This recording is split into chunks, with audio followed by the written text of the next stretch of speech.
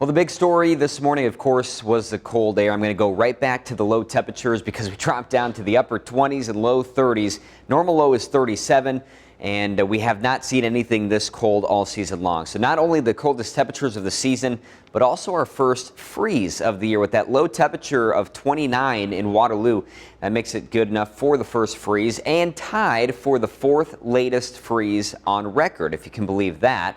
We typically see our first freeze coming October 3rd, and freeze, by the way, being temperatures of 32 degrees or below. The latest ever on record, November 6th, back in 1940. But again, fourth latest on record this morning. And you look at the first freeze of the season when we typically see it for the Big Four. It is fairly variable. Pretty early in Waterloo, but later in Dubuque around October 12th, probably just because it's so close to a bigger body of water, being the Mississippi River. October 9th for Cedar Rapids and October 13th in Iowa City, being a little further to the south.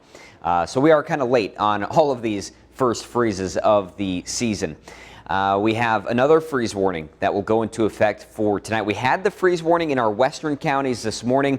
Growing season probably done there. No more headlines coming out, but everybody else still in play for that, if you will. And we should be seeing lows tonight down to the upper 20s and low 30s. So I don't think after tonight we'll have any more of these frost advisories or freeze warnings coming out. And that being said, it does warm up after tonight. We're going to look at lows back to the 30s and 40s, so going to be a lot milder. Don't have to worry too much about the really cold air, at least over the next week. And high temperatures are going to follow that same trend. We're still under that northwest wind for today. It's just not as strong as what it's been the last couple of days, so highs are still in the 50s.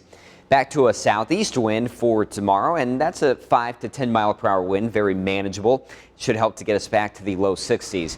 Now we do keep this warmer south wind or southeast wind into early next week, but we're also going to be finding some cloud cover, which is why we go down a little bit on Saturday, and then we'll kind of just hang out in the upper 50s and low 60s until that northwest wind returns on Wednesday. Then highs are back down to 53.